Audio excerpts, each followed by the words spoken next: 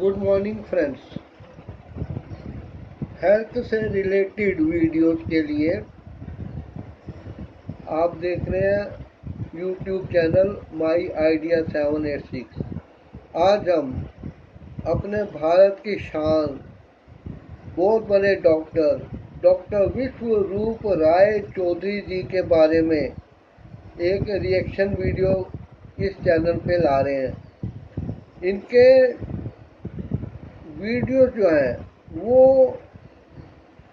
इतने उत्साहजनक हैं कि बीमार से बीमार आदमी भी अपने आप को स्वस्थ कर सकता है। चलिए स्टार्ट करते हैं। उसके छोड़ने का तरीका क्या है, राइट? दवा को छोड़ना, अगर इमीडिएट छोड़ेंगे तो वो कुछ बैड इफेक्ट हो सकता है। इसलिए नहीं कि दवा कुछ फायदा कर रहा था, इसलिए क्योंकि आपके बॉडी को दवा की लत लग चुकी थी। Get the point, right? So how to throw the medicine. सबसे पहले आता हूँ सबसे ज्यादा बिकने वाला मेडिसिन, सबसे पुराना, दुनिया का सबसे पुराना, पिछले 125 साल से बिक रहा है medicine, aspirin. Aspirin, right? Aspirin की कहानी आप सुनेंगे, बड़ी इंटरेस्टिंग कहानी है। 1899 पहली दवा दुनिया की, एस्पिरिन, राइट? तो इंसान ने देखा, बिजनेसमैन ने देखा, कुछ जानवर है। अब एस्पिरिन के बारे में बता रहे हैं। ये एस्पिरिन डिस्प्रिन वगैरह खून को पतला करने के काम आती है। इनके बारे में लोगों को ज़्यादा जानकारी नहीं है, लेकिन अब डॉक्टर साहब की बात सुने तो देखें कि वो क्या कह रहे हैं। जैसे हिरन है, भालू है, जब भी उनको चोट लगती है वो एक खास तरह के पेड़, एस्पिन पेड़ में जाते हैं, उस पेड़ की छाल को रगड़ते हैं, खाते हैं और उनको ठीक होने लगते हैं और वो फिर वो रिलैक्स कर जाते हैं। तो एक दिन साइंटिस्ट ने क्या किया, वही वाला लकड़ी, वो एस्पिन नाम का ट्री, उसका वो छाल लिया, उसका चाय बना के पीने लगे। देखा यार, दर्द तो गायब हो गया।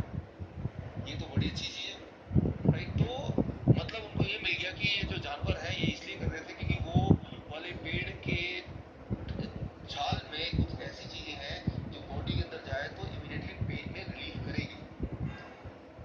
अब हम लोग एस्पिरिन यूज़ करते हैं, बचपन से करते रहे हैं, और हमारे से पहले हमारे माँ बाप, दादा दादी, नाना नानी वगैरह और इस संसार के सारे लोग इस चीज़ को इस्तेमाल करते रहे, लेकिन वो बस इस्तेमाल करते रहे। एस्पिरिन कैसे बनती है उसकी जानकारी जीव वैज्ञानिकों को, डॉक्टरों को कैसे मिली, ये पता नहीं लगा। राइट? और वो पेड़ का नाम है एस्पिन, या फिर वो पेड़ है व्हाइट विलो। ऐसे कई सारे पेड़ जाते हैं जिसमें ये काम होता है, कई सारे, कोई एक नहीं, कई सारे हैं। अब अगर ये चीज आपको पता चल जाए, किसी को पता चल जाए, तो आप क्या करेंगे, उस वाले पेड़ से वो छाल लेके रख लेंगे और जब भी आपको जरूरत पड़े पेन में इनको उगा सकते हैं। इसका बिजनेस नहीं बन सकता, करेक्ट? आप बिजनेस करेंगे कि मैंने एस्पिन बेच रहा हूँ क्योंकि इससे आपका पेन रिलीफ होगा, आप बोलेंगे मुझसे ही खरीदेंगे, मैं पेड़ से खुद नहीं ले लूंगा। It can not be converted into business. तो उन्होंने फिर क्या किया कि देखा कि इसके अंदर, एस्पिन के अंदर क्या केमिकल ऐसा है जिसकी वजह से ये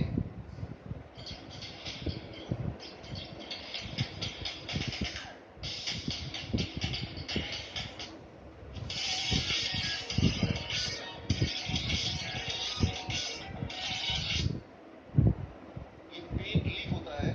तो उन्होंने देखा, उसके अंदर निकला, दैट इज कॉल्ड सिलिसिन।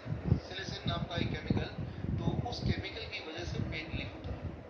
अब ये जो केमिकल है वो भगवान ने बनाया, नेचर ने बनाया, और नेचर की बनाई हुई कोई चीज कोई पेटेंट नहीं कर सकता, राइट? Gate the point? और उसको वो तो भगवान ने बनाया, उसका पेटेंट का अधिकार किसी बात नहीं कि मैं ही यूज करूंगा या मैं ही बेचूंगा। आपने इंटेलेक्चुअल एक्ट नहीं पढ़ा होगा, उसमें आपको कॉपीराइट, पेटेंट वगैरह के बारे में क्या रूल्स एंड रेगुलेशंस हैं वो मिलेंगे।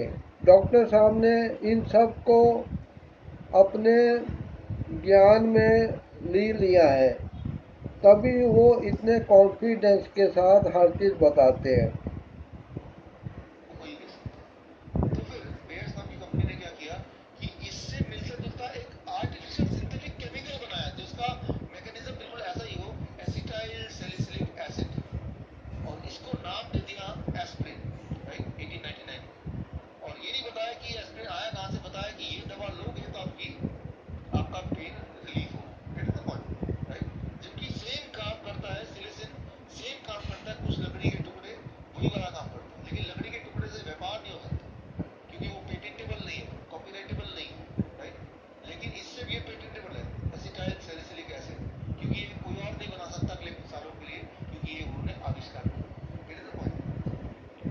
और ये बहुत बढ़िया रूल है।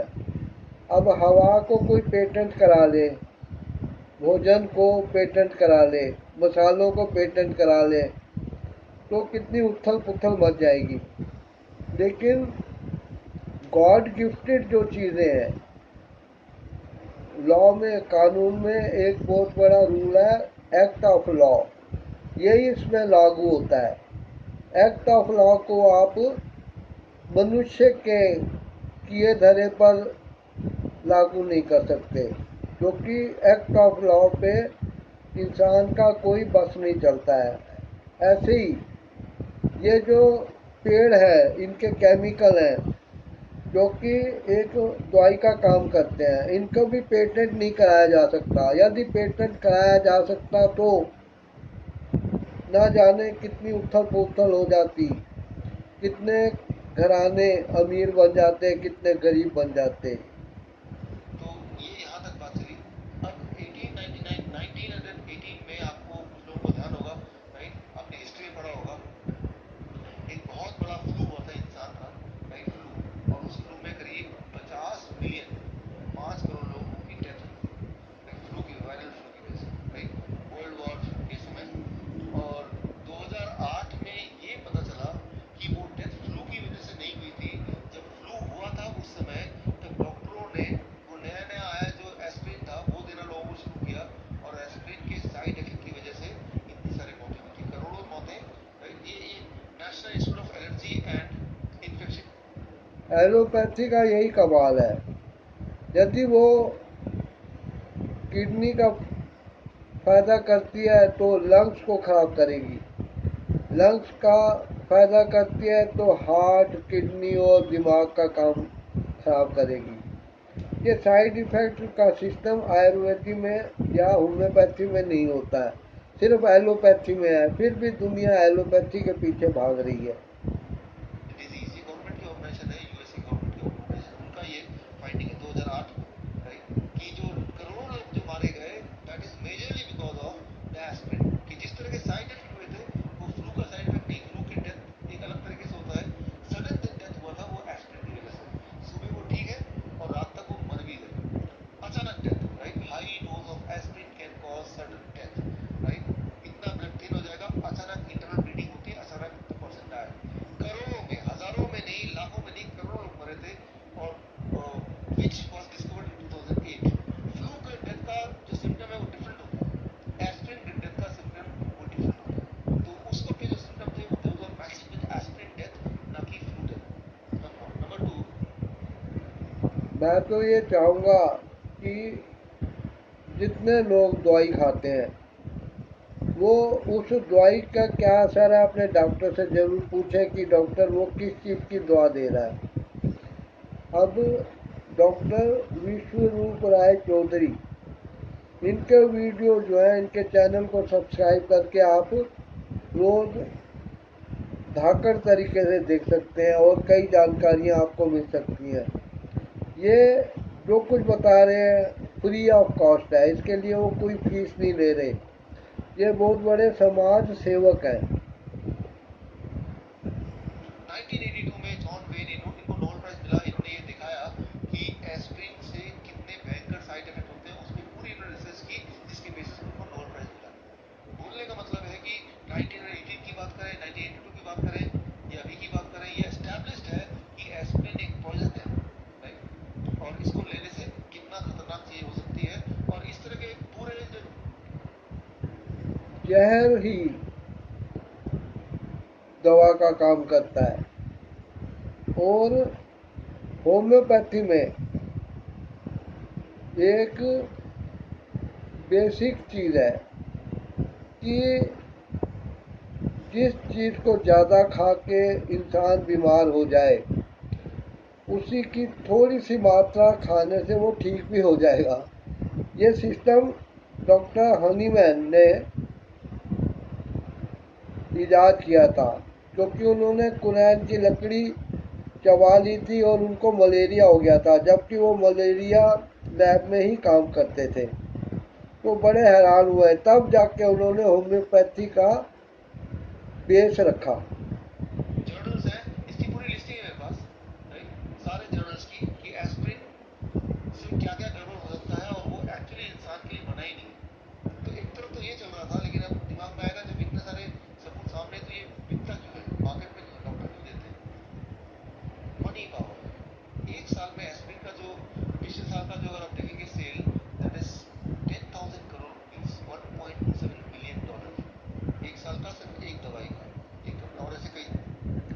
देखिए, ये दवा कंपनियां विदेशों में हैं और भारत में जो दवा बिकती हैं उनकी जो इनकम है वो सारी विदेशों को सप्लाई हो जाती है और उन कंपनियों ने 50 पैसे की चीज़ को 500 रुपये में बेचने का भी सिस्टम बना रखा है और अपनी फेवर में उन्होंने WHO वर्ल्ड हेल्थ ऑर्गेनाइजेशन इसकी स्थापना की थी। और यदि कोई आयुर्वेदिक का आचार्य वैद्य कह देता है कि शुगर ठीक हो जाती है, क्योर हो जाती है, तो एक कानून बना रखा है कि उसको उठा के जेल में डाल दो और मुकदमा करो कि वो लोगों को मिसगाइड कर रहा है। दवाइयाँ उनके पास, तो दैट मनी पावर जो कि सारा लॉ रूल को ओवरलुक कर सकता है। बट साइंस में अगर देखें तो ये सारी साइंस दूर से आपको दिखेगा नहीं, लेकिन ये सारे साइंस में आपको I can give you right. तो FDA ने मजबूर होकर 2014 में एक नियम निकाला कि जिनको हार्ट अटैक नहीं आया है उनको एस्पिरिन नहीं लेना है। प्राइमरी प्रिवेंशन के लिए एस्पिरिन नहीं है। ये FDA की रूलिंग आई है 2014 कि अगर आप हार्ट आप सभी से निवेदन है कि इस चीज़ को नोट कर लें और ये आपके काम आएगा। अटैक आपको नहीं आया, ब्रेन स्ट्रोक नहीं आया, तो आपको एस्पिरिन की जरूरत नहीं है। एस्पिरिन आपके खत्म ना। तो जो लोग आप में से एस्पिरिन ले रहे हैं तो अपने आप से पूछिए क्या मुझे हार्ट अटैक आया है, सोचिए ये तो आया नहीं। तो नियम अनुसार ही आपको नहीं लेना है, मतलब बाई लॉ नहीं लेना है राइट।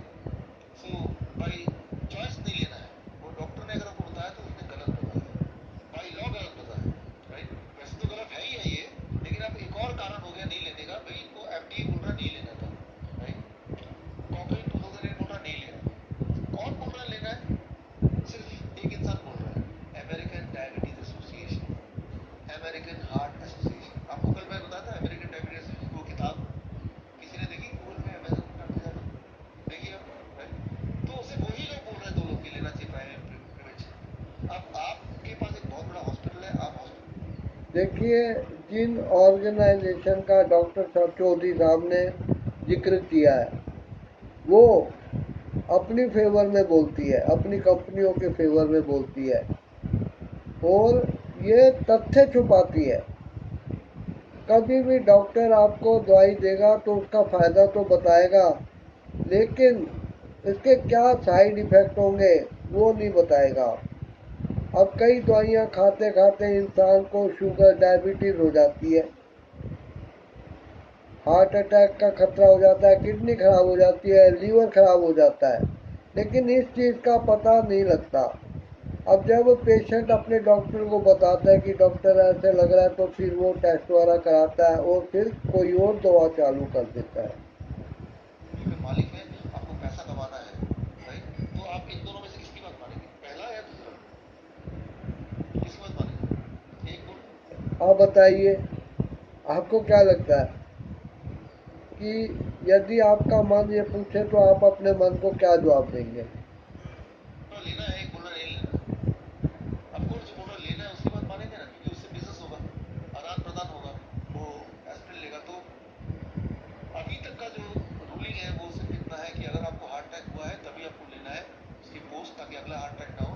तब भी वो बेबी एस्पिरिन बोलते हैं, that is minimum dose. India को 75 mg है, बाहर 80 mg है राइट। तो ये तो हुई एक बात। तो अब इससे एक और जुड़ा हुआ सवाल आता है, ये सारे मेडिकल के रिपोर्ट्स हैं, इससे कोई मतलब जो बार बार ये बोलते हैं कि एस्पिरिन किसी को भी नहीं लेना चाहिए, लेकिन अगर उसकी बात छोड़े FDA is the highest authority को मान भी लें तो आप में से कितने लोग ऐसे हैं जिनको हार्ट अटैक कभी आया था जिंदगी में? कुछ लोग हैं, 1 2 3 4 5 है ना। तो ये 5 लोग ऐसे हैं या 10 लोग ऐसे हैं जो इस रिपोर्ट के हिसाब से उनको एस्पिरिन लेना चाहिए कि नहीं लेना चाहिए? लेना चाहिए ना। और बाकी लोगों के लिए नहीं लेना चाहिए, तो पक्का ही है प्रिवेंशन के लिए। अब आप में से जिन लोगों ने हाथ खड़े किए, आपको एस्पिरिन लेना चाहिए कि नहीं लेना चाहिए, और लें तो डिसाइड कर सकते। अगर तो लेंगे एस्पिरिन, तो एस्पिरिन क्या करता है, कार्डियक हार्ट से डेथ को घटाता है। ये ट्रू है, ये मेडिकली देखा गया।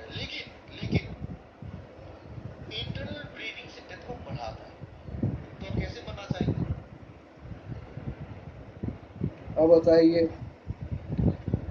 इंसान को पता नहीं लगता कि शरीर के दीवारों के अंदर क्या हो रहा है, दवाई साइड इफेक्ट कर रही है, पता ही नहीं लगता है। लोग कहते हैं इतनी ही लिखा के आया था। मरना तो है ही आपको, हार्ट अटैक से मरना है तो ऐसा मत लीजिए। अच्छा, हार्ट अटैक से डर लगता है तो इंट्रोमीडिएट से मरना तो रेस्ट ले लीजिए, मरने का टाइम वही है। मैं आपको एक रिसर्च बताता हूँ, एक रिसर्च आप अपने मेजर कर सकते हैं कि कैंसर के पेशेंट के कैंसर से मरने को कम करें, कैंसर से डेथ को घटाना है, हम रिसर्चर हैं, राइट। तो एक मैंने नया रिसर्च किया है कि अगर 10वें फ्लोर से कैंसर के पेशेंट को गिरा दो तो कैंसर से डेथ कम हो जाएगी। तो समझ आ रही बात, हमें मतलब कैंसर से नहीं मरना चाहिए, फिर बात के बाकी तो कैसे ही मरे वो। तो ये ठीक है, मरेगा बांस ना बजेगी बांसुरी। अब उस बीमारी से डेथ होने से पहले ही सुसाइड हो गई तो कैंसर से तो नहीं हुई ना। क्या बात है, डॉक्टर साहब के खोज बहुत जबरदस्त है। इनके वीडियो देखने में बहुत अच्छा लगता है और ज्ञान की प्राप्ति होती है। बहुत से हेल्थ के जो चैनल हैं वो इनके वीडियो से ज्ञान प्राप्त करते होंगे, ऐसा मुझे अंदाजा हो रहा है।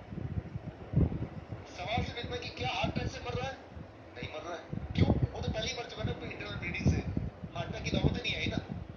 सो ट्राई टू अंडरस्टैंड, ये मैनिपुलेशन समझिए।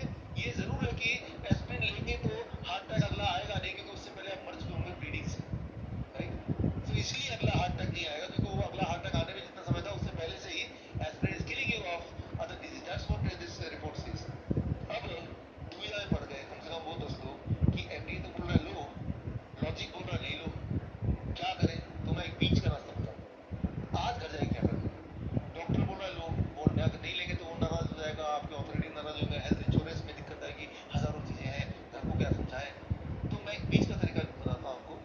एस्पिरिन लेना है, घर का बना हुआ एस्पिरिन लेना है, एस्पिरिन लेना है, घर का बना हुआ एस्पिरिन लेना है।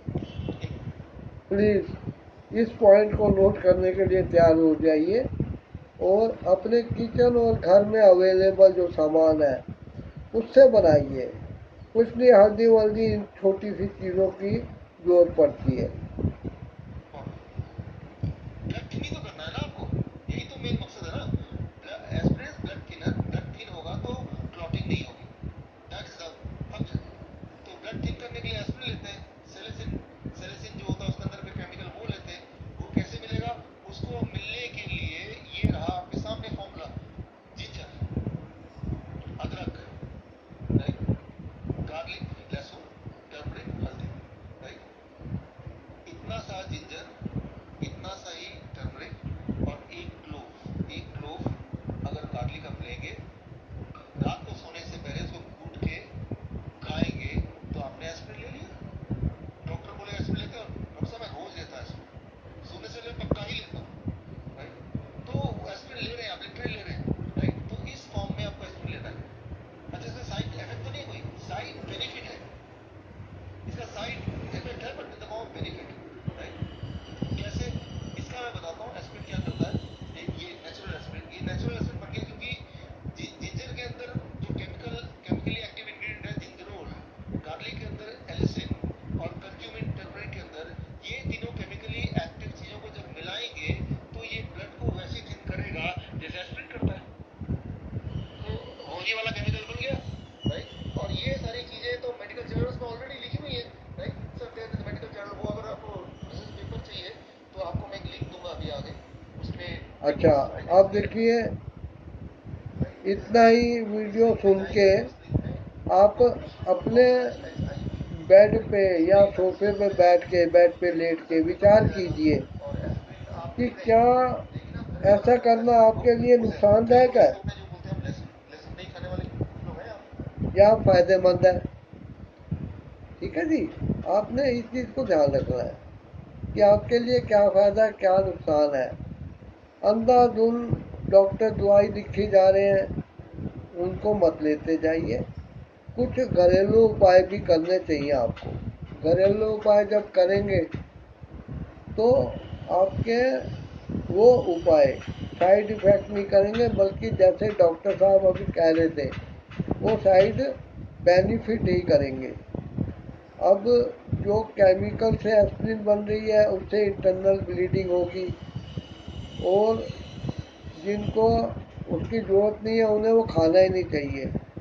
लेकिन हल्दी, अदरक और लहसुन, ये तो हम भारतीय लोगों का एक नॉर्मल सा मसाला है। बस अब उसको आपने कुक नहीं करना, आपने थोड़ा सा अदरक, थोड़ी हल्दी, थोड़ा लहसुन लेकर उसको कूटना है और रात को खा के सो जाना है। थोड़ा पानी चाहे तो पी लीजिए। थैंक्स। डॉक्टर विश्व राय चौधरी जो है, इनके एलोपैथी के बहुत सारे डॉक्टर दुश्मन बन गए हैं, लेने के देने पड़ जाते हैं कई बार, लेकिन ये निश्चल भाव से समाज सेवा कर रहे हैं। Thanks for watching. सब्सक्राइब करिएगा इस चैनल को ऐसी वीडियो देखने के लिए।